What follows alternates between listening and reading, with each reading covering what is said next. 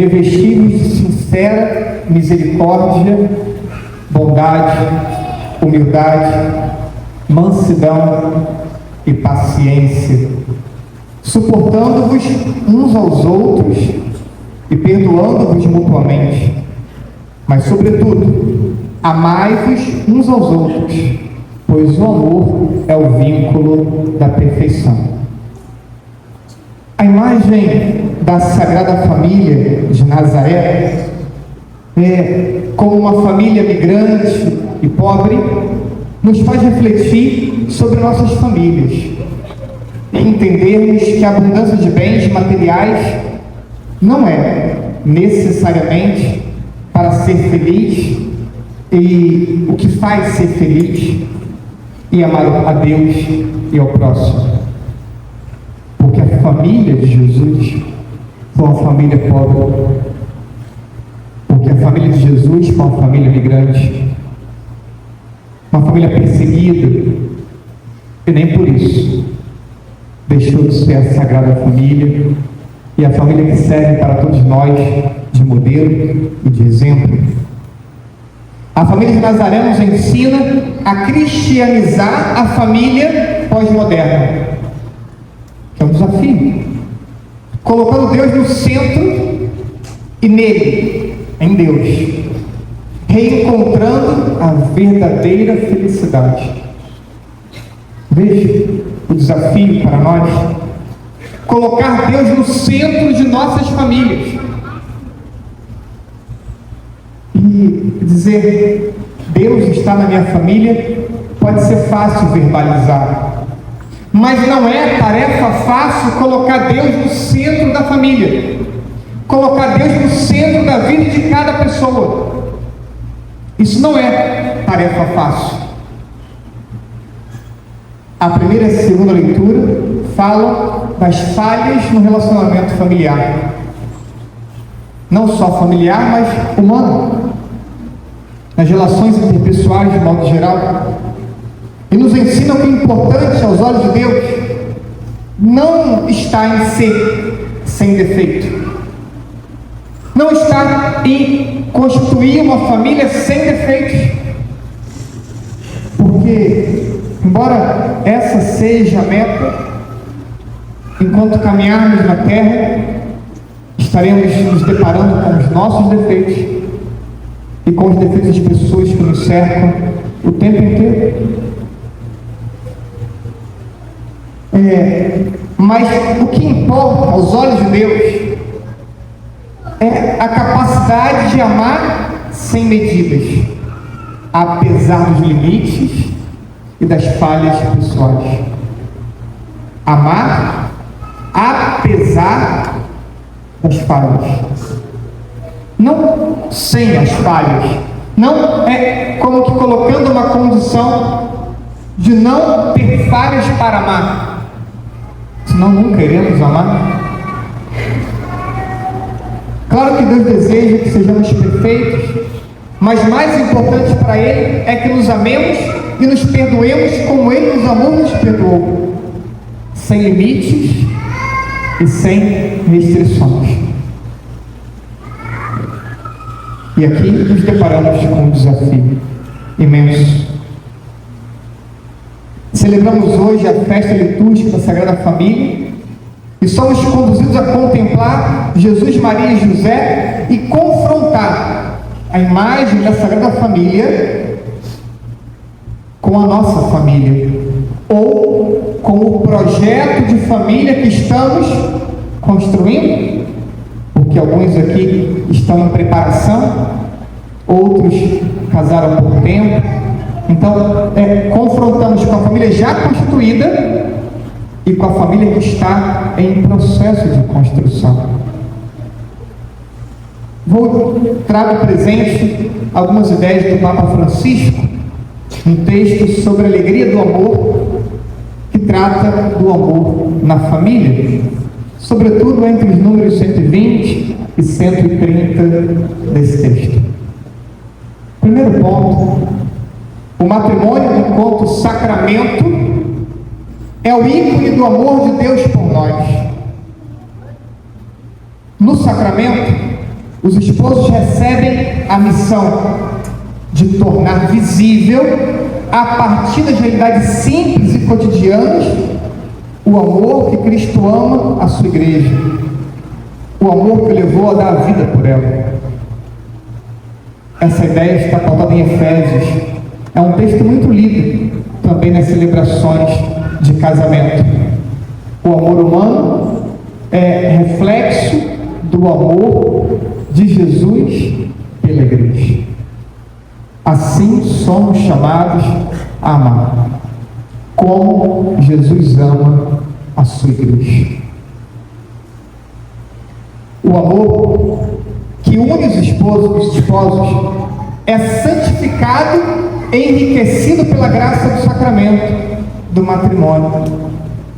Algumas pessoas convivem juntos há muitos anos e geralmente o marido, que os homens são mais cabeça dura, né? E aí, para que vamos casar? A mulher insiste, vamos casar na igreja. E aí o homem, muitas vezes, para que casar? A gente está bem. Casar, porque a graça do sacramento possibilita o crescimento do amor. Potencializa que esse amor cresça e se desenvolva e se fortaleça ainda mais. Porque a graça de Deus é uma graça sobrenatural para tornar sobrenatural uma união que é natural. Passamos a amar como Deus, ou somos chamados a amar como Deus. Então não falamos apenas de um amor humano, falamos de um amor que transcende as categorias humanas. E pode ser que alguns, mesmo que casaram na igreja, não consigam fazer a experiência dessa graça, porque no cotidiano da vida, Deus não está no centro. Não basta ir à igreja e celebrar o sacramento na igreja para que viva uma união sobrenatural. É preciso estar aberto à graça diariamente, colocar Deus no centro diariamente da vida individual e da vida do casal e da família, para que essa união possa experimentar os efeitos da graça de Deus e potencializar e amplificar o amor do casal e o amor na família. Então não é apenas uma celebração que vai resolver isso. A celebração predispõe para a graça e depois a caminhada cotidiana possibilita que essa graça produza o seu efeito. O amor que une os esposos, então, é santificado e enriquecido pela graça do sacramento. A união afetiva, espiritual e oblativa reúne em si a ternura da amizade e a paixão. O amor permeia todos os deveres da vida conjugal, permeia concretamente o dia a dia, permeia o cotidiano, fazendo com que essa união seja afetiva, espiritual e oblativa. Segunda ideia, o amor conjugal e a amizade. Algumas características da autêntica amizade na vida matrimonial: a busca pelo bem do outro, a reciprocidade, a intimidade, a ternura, a estabilidade e a vida partilhada. Veja, buscar o bem do outro. As pessoas casam de forma imatura, casam sem entender o passo que dão. É preciso estar comprometido na realização do seu esposo, da sua esposa. É preciso que haja, se um tem a consciência de que vive para o outro, e o outro também tem essa consciência, o casal vai experimentar a reciprocidade na relação. Uma reciprocidade de oferta, de doação, de entrega, de sacrifício, de renúncia, de morte. Por quê? Porque o amor humano, elevado à categoria de sacramento, precisa ser reflexo e imagem do amor de Jesus pela igreja. Então o amor supõe o sacrifício, a renúncia e a morte. Supõe a intimidade, supõe a ternura no trato, supõe estabilidade. E por isso, um dos elementos básicos da união é a indissolubilidade. Por quê? Porque a felicidade dos filhos passa também pela indissolubilidade, passa também por uma união que tende a se manter até que a morte separe. Quantas mulheres têm receio de engravidar porque não conseguem experimentar na sua união conjugal a segurança da indissolubilidade? Não tem convicção que aquela união vai perdurar. E a vida partilhada em todos os sentidos. Falava aos noivos na formação desse último mês, a administração do tempo e a administração financeira, porque a vida precisa ser partilhada em todas as suas realidades. No matrimônio acrescenta-se a integralidade. Integralidade envolve toda a existência, durante toda a vida e tudo da vida. É uma relação que supõe que todo ser da pessoa esteja envolvido naquela união. Não é uma parte da tua vida, uma parte do teu tempo, uma parte do teu coração. É toda a sua vida, de forma integral. E durante toda a vida.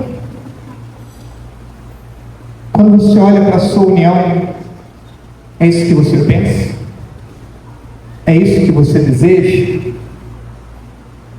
Ou os que estão namorando, noivos, é isso que você deseja para a tua vida? Na união conjugal se partilha tudo, incluindo a sexualidade, sempre em uma relação de mútuo respeito. Inclui tudo, incluindo a sexualidade.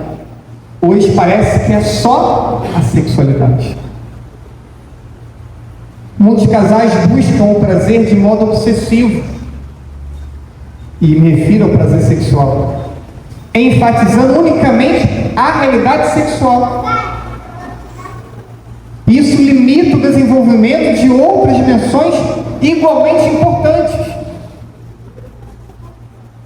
E os casais não aprendem a experimentar outros tipos de satisfações e realizações, como a própria amizade. A maior parte do tempo da vida do casal não é ter uma relação sexual.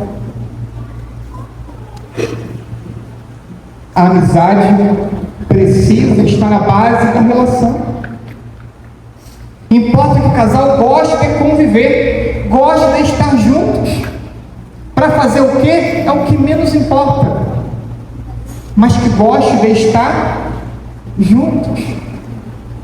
Quando vimos na pandemia o crescente número de divórcios, e o motivo, tempo elevado de convivência. Para que para trás? quando os casais tiveram maior tempo de convivência, cresceu o número de divórcios. Por quê? Será? Porque boa parte dos casais não tinham aprendido a cultivar a amizade. Em nossa sociedade, tudo se destina a ser comprado, possuído, consumido, incluindo as pessoas. As pessoas também são compradas. As pessoas também são possuídas e consumidas. E possuída aqui não é para demônio, não. As relações são doentias, enfermas.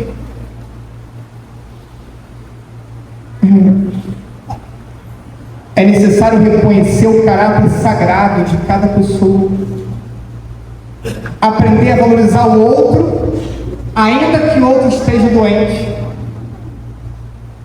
ainda que o outro tenha envelhecido, ainda que o outro, achei bonito o Papa tinha uma expressão elegante, né, para chamar de feio. Ele disse assim, né, ainda que o outro seja privado de atrativos sensíveis, é o feio, né?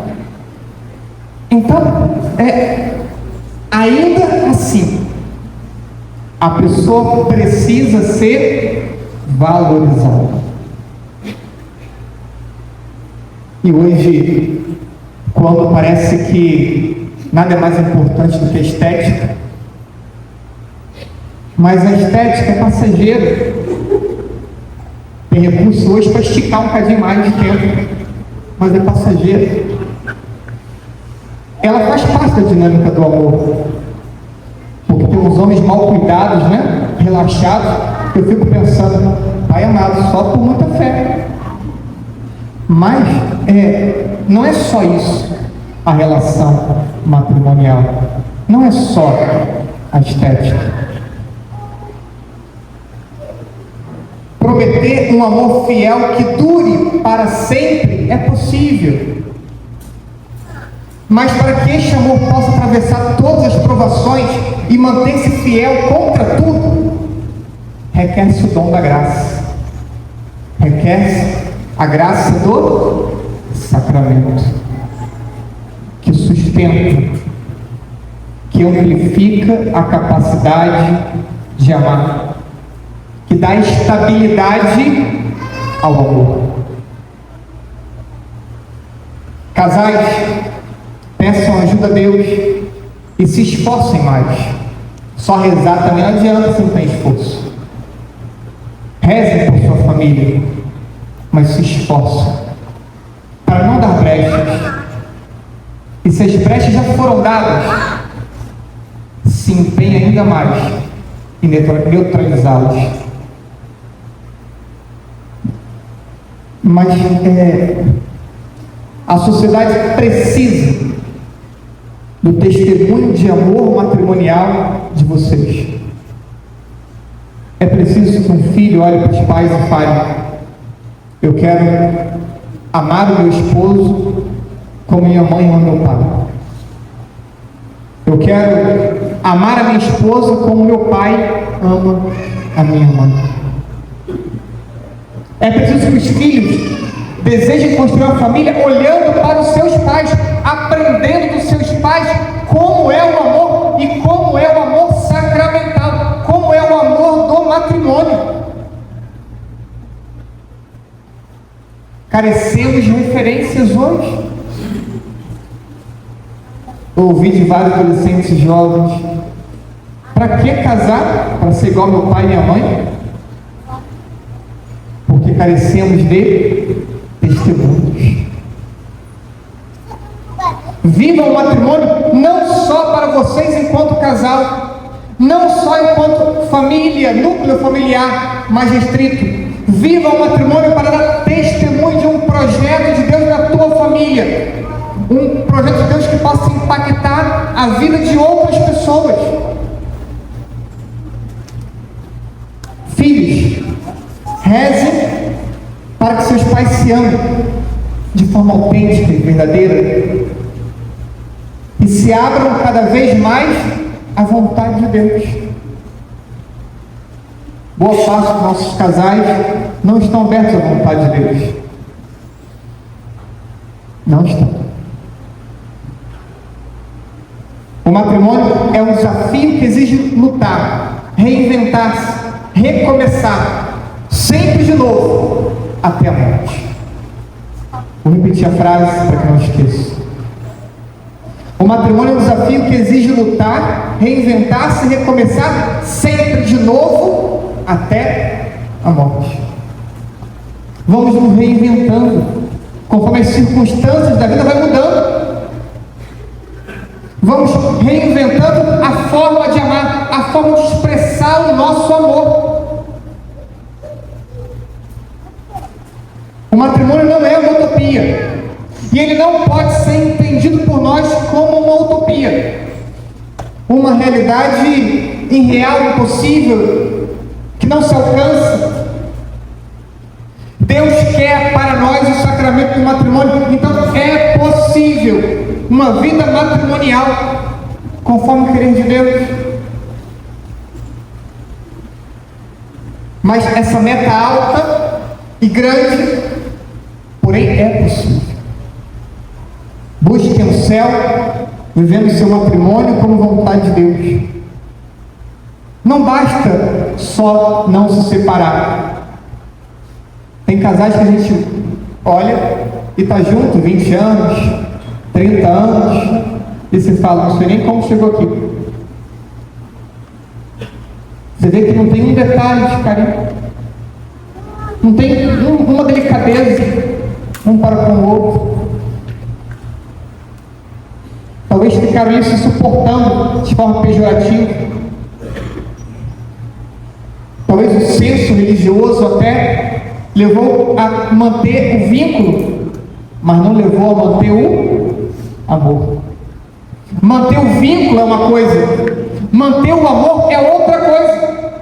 Deus não nos pede que mantenhamos o vínculo apenas.